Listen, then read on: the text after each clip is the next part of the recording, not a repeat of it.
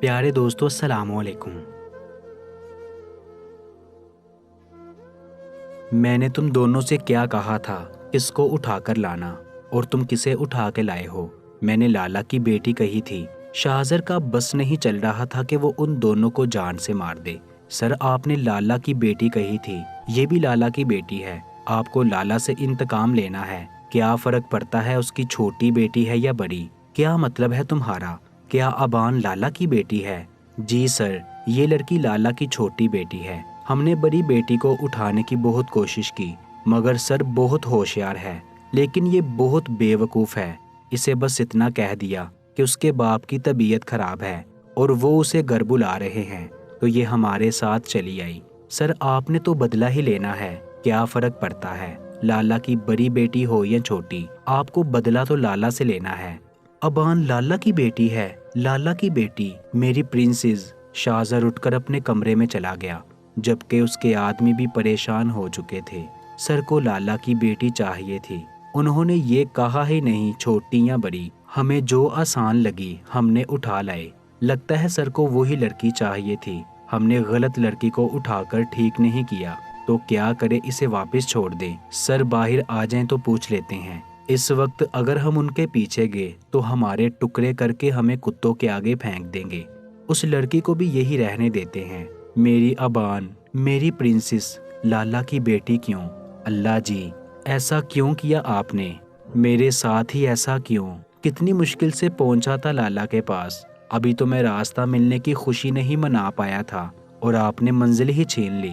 زندگی میں پہلی بار کوئی لڑکی مجھے اتنی اچھی لگی، اور وہ بھی لالا کی بیٹی۔ پہلی بار مجھے کسی سے محبت ہوئی۔ شاہزر کب سے بیٹھا شراب پی رہا تھا اور اللہ سے شکوہ کر رہا تھا، کیوں کیا آپ نے میرے ساتھ ایسا اللہ جی؟ وہ لڑکی میری پہلی خوشی تھی۔ زندگی میں پہلی بار میں نے اپنے بارے میں سوچا تھا، کیوں چھینی آپ نے مجھ سے میری خوشی؟ کیوں چھینی آپ نے مجھ سے میری محبت؟ محبت نہیں نفرت۔ دشمن کی بیٹی کے ساتھ صرف نفرت کی جاتی ہے۔ میں بھی نفرت کروں گا۔ نہیں ہے مجھے اس سے محبت، نہیں چاہتا۔ بدلہ لوں گا، صرف بدلہ۔ جو کچھ اس نے آنے کے ساتھ کیا وہی ہوگا اس کی بیٹی کے ساتھ۔ کیا ہوا اگر گنوا یہاں نہیں آئی تو ابان سہی، اب تم میرے بدلے کی آگ بجھاؤ گی۔ اب جو میں گنوا کے ساتھ کرنے والا تھا وہ تمہارے ساتھ کروں گا۔ تیار ہو جاؤ ابان حیات خان، تمہاری زندگی عذاب بننے والی ہے۔ شراب کے نشے میں چور وہ نیچے آ گیا۔ سر ہم غلط لڑکی اٹھا لائے ہیں، آپ فکر نہ کریں، ہم اسے واپس چھوڑ کر دوسری لڑکی لے آئیں گے۔ ہمیں سمجھ میں آ چکا ہے کہ آپ کو لالا کی بڑی بیٹی چاہیے، مجھے لالا کی بیٹی چاہیے۔ اس بات سے فرق نہیں پڑتا کہ وہ بڑی ہو یا چھوٹی ہو، بدلہ مجھے لالا سے لینا ہے۔ اس کی بیٹی سے مجھے کوئی مطلب نہیں۔ اب جو کام گنوا نہیں کر پائی وہ یہ کرے گی، لیکن یہ لڑکی 18 سال سے کم ہے، آگے چل کر زیادہ بڑا مسئلہ بن سکتا ہے۔ میرا مطلب ہے اگر بعد میں یہ لوگ آپ پر کیس کروائیں تو ان کی طرف سے یہ کیس بہت مضبوط ہوگا، مجھے فرق نہیں پڑتا۔ شاہزر نے غصے سے اس کی بات کاٹی اور اس کمرے میں چلا گیا۔ وہ ابھی بھی زمین پر بیٹھی رو رہی تھی۔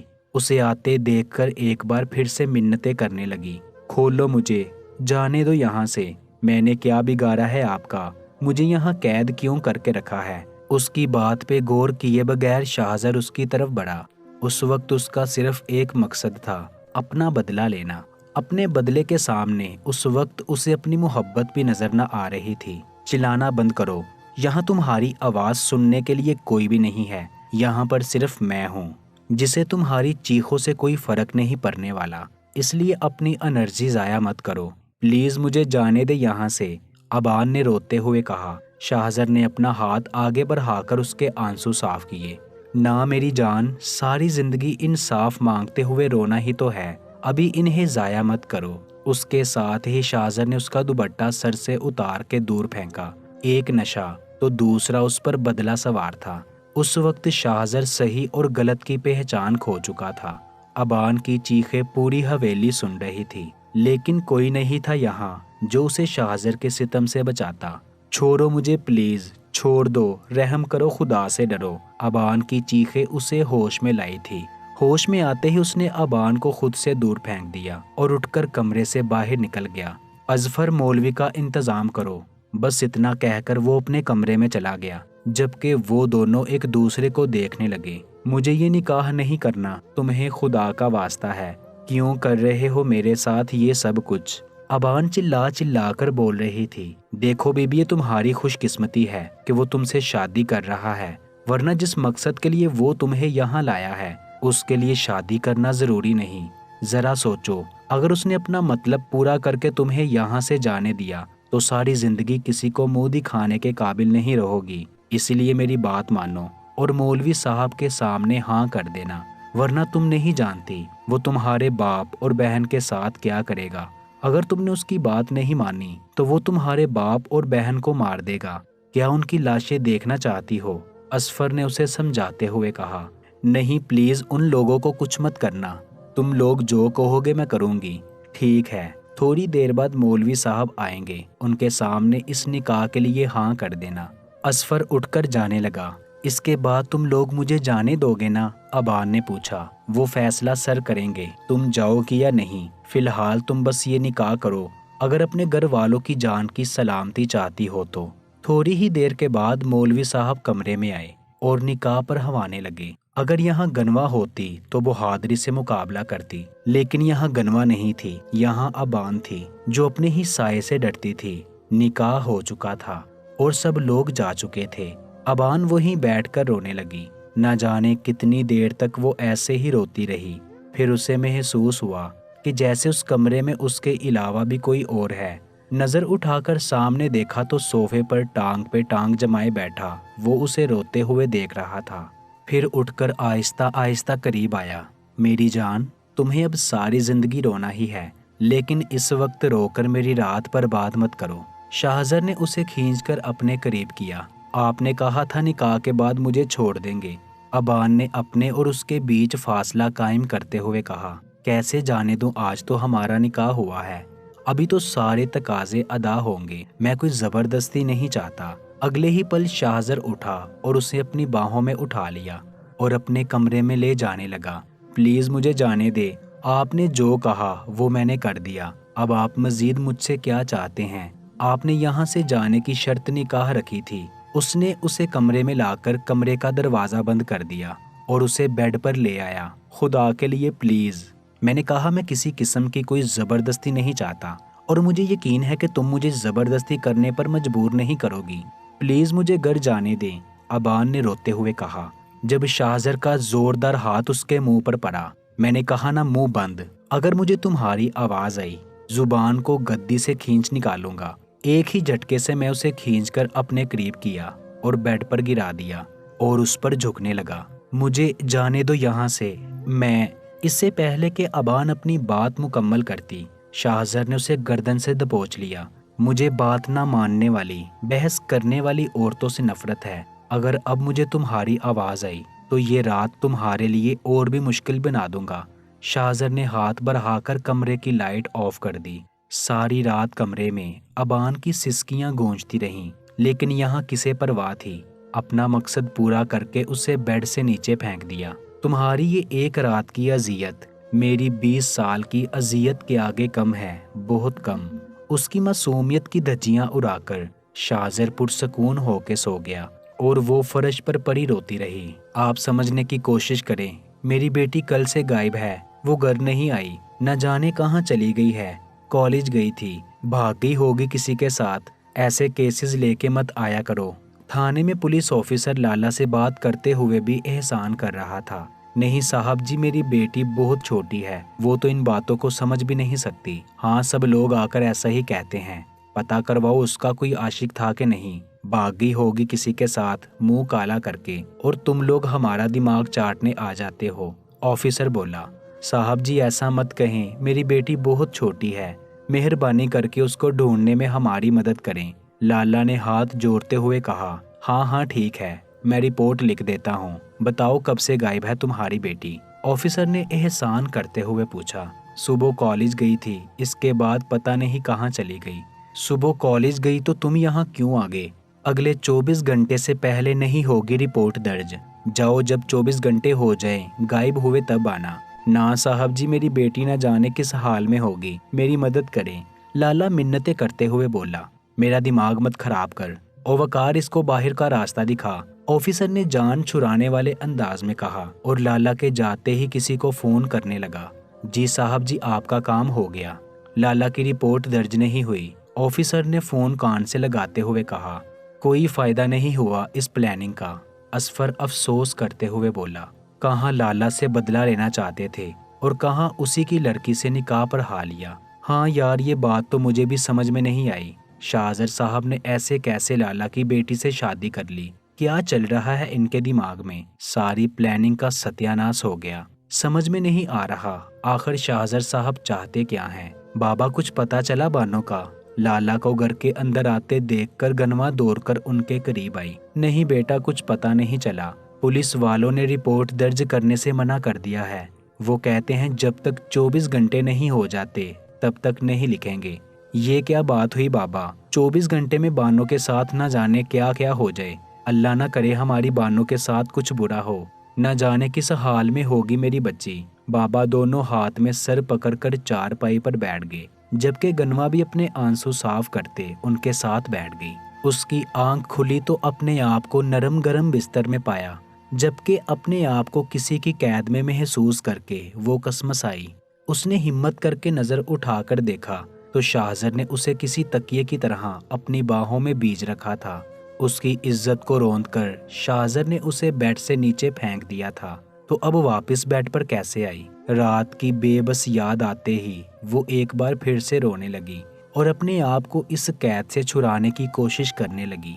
जब बहुत कोशिश के बाद भी नाकाम रही तो अपनी कोशिश को तर्क करके बेआवाज आंसू बहाती रही। जब अचानक अपने बालों पर सख्त गिरफ्त महसूस हुई। बस इतनी सी थी तुम्हारी हिम्मत, ये थी तुम्हारी औकात। तुम चाहकर भी कभी अपने आप को मुझसे आजाद नहीं करवा पाओगी, इसलिए आज के बाद ये बेकार कोशिश मत करना और ये आंसू बहाना बंद करो। यहाँ पर कोई नहीं है जो तुम्हारे आंसुओं पर तरस खाए। शाहजर ने अपनी गिरफ्त को उसके बालों पर मजीद सख्त करते हुए कहा। छोड़ दे, मुझे घर जाने दे। आपका मकसद पूरा हो गया ना? आप जो कुछ चाहिए था आपको मिल चुका है। प्लीज मुझे मेरे घर जाने दें। अबान रोते हुए हिम्मत करके बोली, जबकि एक हाथ से अपने बाल छुड़वाने की कोशिश कर रही थी। अभी तो लाला को तड़पते देखना है, भटकते देखना है, भीख मांगते देखना है। अभी कहाँ मेरा मकसद पूरा हुआ है, अभी तो बहुत कुछ बाकी है। वार्डरोब में तुम्हारे कपड़े हैं, जो पसंद आए पहन लो।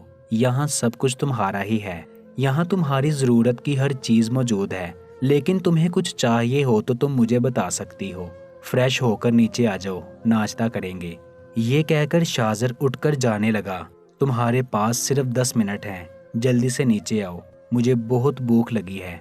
मुझे भूख नहीं है, अबान डर से सहम कर उठते हुए बोली। चट्टाख! उसके जोरदार थप्पड़ से अबान फिर से बेड पर गिर गई।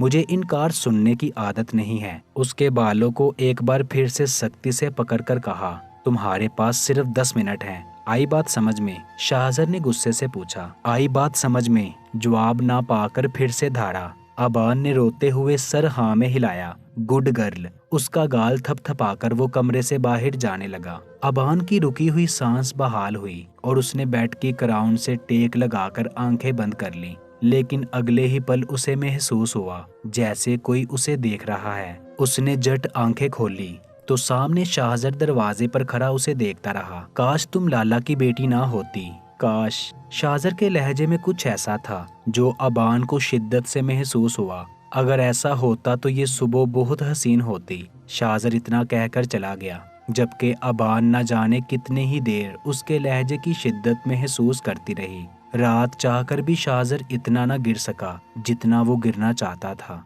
वो उससे बदला लेना चाहता था, लेकिन उसके करीब जाते ही उस पे अपनी शिद्दतें लुटाने लगा। उसे खुद भी एहसास न हुआ। रात को उसे अगर कुछ याद था तो बस इतना कि उसकी बाहों में उसकी प्रिंसेस है, उसकी शरई और कानूनी मलकियत, उसकी बीवी, उसकी मोहब्बत। और उस वक्त वो किसी और चीज को याद भी नहीं करना चाहता था। لیکن جب اسے اس بات کا احساس ہوا تو اس نے ایک جھٹکے سے خود سے دور زمین پر پھینکا اور خود پر غصہ آنے لگا۔ اسے خود سے دور پھینک کر کروٹ بدل گیا۔ نہ جانے کتنی دیر کمرے میں ابان کی سسکیاں گونجتی رہی، پھر آہستہ آہستہ وہ سسکیاں تیز سانسوں میں بدل گئی۔ ایسا لگ رہا تھا جیسے اس کی سانس رک رہی ہو۔ شاہزر خود پہ کنٹرول کیے لیٹا رہا، مگر جب اس کی سانسوں کی آواز تیز ہوئی تو شاہزر سے مزید برداشت نہ ہوا۔ وہ اٹھ کے اس کے قریب آیا اور اسے ہلانے لگا، لیکن وہ ہوش کی دنیا میں نہ تھی۔ اس کا پورا جسم برف کی طرح ٹھنڈا ہو چکا تھا۔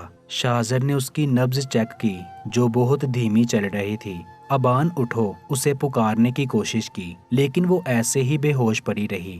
شاہزر نے پریشانی سے اس کے گال تھپ تھپائے۔ 2-3 بار ایسے ہی پکارنے پر جب وہ نہ بولی تو شاہزر اسے اٹھا کر اسے بیڈ پر لے آیا اور اس کے ہاتھ سے ہلانے لگا۔ ابان پلیز آنکھیں کھولو، اس کے لہجے میں طرب تھی، جیسے اسے کھو کر مر جائے گا۔ وہ کافی دیر ایسے ہی ہاتھ پیر سے ہلاتا رہا۔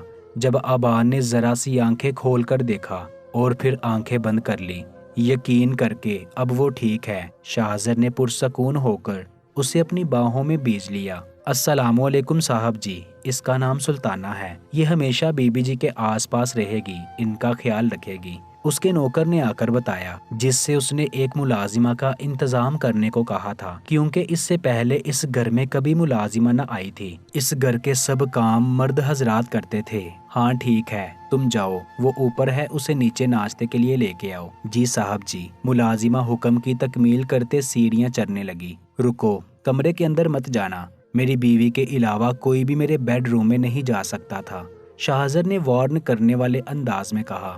جی ٹھیک ہے جناب جی۔ حمزہ کے فون آنے پر اس نے کال اٹھا لی۔ شاہزر تیرے لیے بہت بڑی گڈ نیوز ہے، ڈریم پروجیکٹ ہمیں مل گیا۔ ان لوگوں کو سب سے زیادہ تیری پریزنٹیشن پسند آئی اور ان لوگوں کو یہاں کے کسی مسئلے سے بھی کوئی فرق نہیں پڑتا، اور اس عورت کے ایکسیڈنٹ والے معاملے کو اخبار والوں نے کافی بڑھا چڑھا کر بتایا ہے۔ خیر ہمیں سے کوئی فرق نہیں پڑتا، لیکن ایک بات ہے۔ حمزہ کہتے کہتے رکا۔ وہ کیا؟ شاہزر نے پوچھا۔ یہی کہ میری بھابھی تیرے لیے بہت لکی ثابت ہوئی ہے، اس کی تیری زندگی میں آتے ہی تجھے تیرا ڈریم پروجیکٹ مل گیا۔ حمزہ جانتا تھا کہ شاہزر ان باتوں پر یقین نہیں کرتا۔ اب تو جلدی سے اس سے شادی کر لے تاکہ تیری زندگی میں سب کچھ اچھا ہونے لگے۔ حمزہ کی بات پر شاہزر مسکرایا، لیکن پھر بھی اسے بتا نہیں سکا کہ ابان لالا کی بیٹی ہے۔ فون بند کرنے کے بعد بھی یہی سوچنے لگا کہ اب وہ آگے لالا کو تکلیف پہنچانے کے لیے کیا کرے گا، کیونکہ ابان کو تکلیف پہنچا کے وہ خود 1000 موت مرا تھا۔ لالا میں سمجھ نہیں پا رہا، میں تم سے انتقام لے رہا ہوں یا اپنے آپ سے؟ تم ہر بار میرے لیے تکلیف کا سبب بنے ہو۔ کاش ابان تمہاری بیٹی نہ ہوتی۔ سر لالا کی بیٹی کا کیا کرنا ہے؟ اصفر نے آ کر پوچھا۔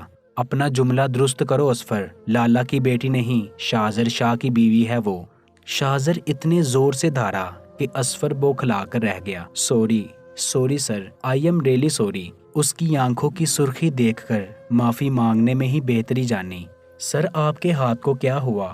اس کے ہاتھ پہ پٹی دیکھ کر اصفر پوچھے بغیر نہ رہ سکا۔